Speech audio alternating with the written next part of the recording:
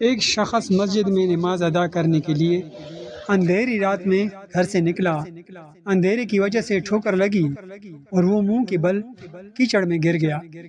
کیچڑ سے اٹھ کر وہ گھر واپس گیا اور لباس تبدیل کر کے دوبارہ مسجد کی طرف چل دیا۔ ابھی چند قدم ہی چلا تھا کہ دوبارہ ٹھوکر لگی اور وہ دوبارہ کیچڑ میں گر گیا۔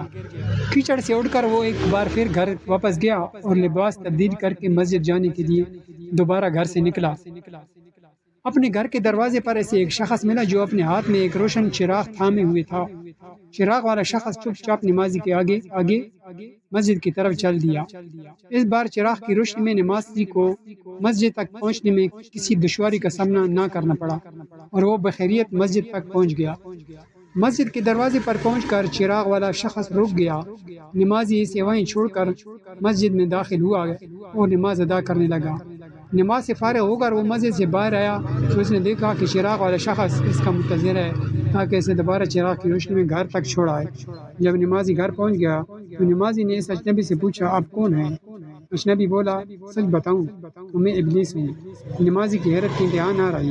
اس نے پوچھا، تجھے تم میرے نماز رہ جانے پر خوشی ہونا چاہیے تھا، پھر دو چراغ کی روشنی میں مسجد تک کیوں لایا؟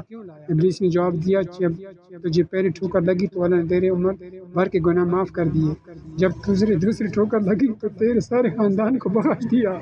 مجھے فکر ہوئی کہ اب اگر تو ٹھوکر کھا کر گرا تو کہیں اللہ تیرے سارے گناہ کی مغفرت نہ فرما دے، اس لیے چراغ لے کر آیا ہوں کہ تو بغیر گرے مسجد تک پہنچ جائے۔